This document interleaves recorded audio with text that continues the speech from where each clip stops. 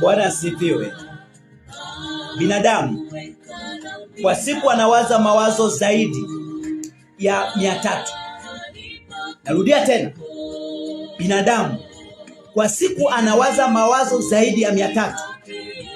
Katika mawazo hayo anayowaza, takwimu zinaonyesha mawazo mengi ambayo anawaza ni hasi.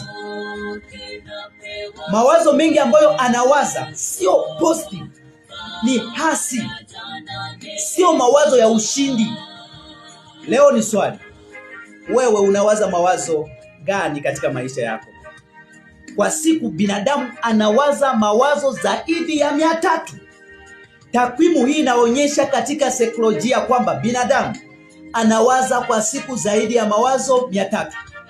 Wewe kwa siku unawaza mawazo ambayo yako hasi au yako chanya. Nikupendekezee, kama we ni mtu wa ushindi, unatamani ushindi katika maisha yako, azimia kuwaza mawazo positive. Azimia kuwaza mawazo chanya. Ndiyo mawazo ya washindi. Hata katika imani, wapo watoto wa Mungu wakina Yusufu walikuwa wana mawazo chanya, na ndio maana walipata ushindi.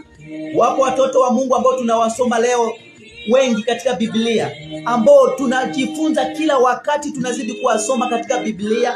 Wakina Daudi alipata ushindi kwa sababu alikuwa na mawazo chanya. Wewe mama unayenitazama, wewe mzee unayenitazama, wewe binti unayenitazama, wewe kijana unayenitazama, katika mahusiano, katika ndoa yako, kuna mawazo gani ambayo unawaza? Nikupendekezee, kama unawaza mawazo hasi, ushindi sahau, sio siri.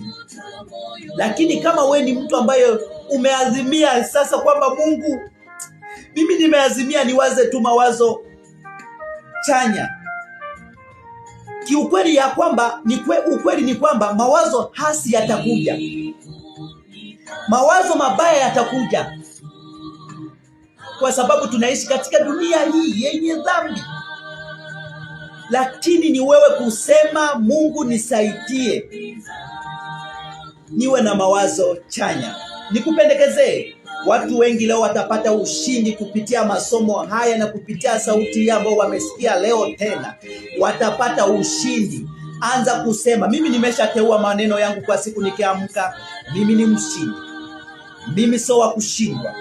Mimi ni wa tofauti. Ndio maneno yangu moja wapo ambao najitia moyo katika maisha yangu. Kuna saa utatiwa moyo, jitie moyo wewe mwenyewe.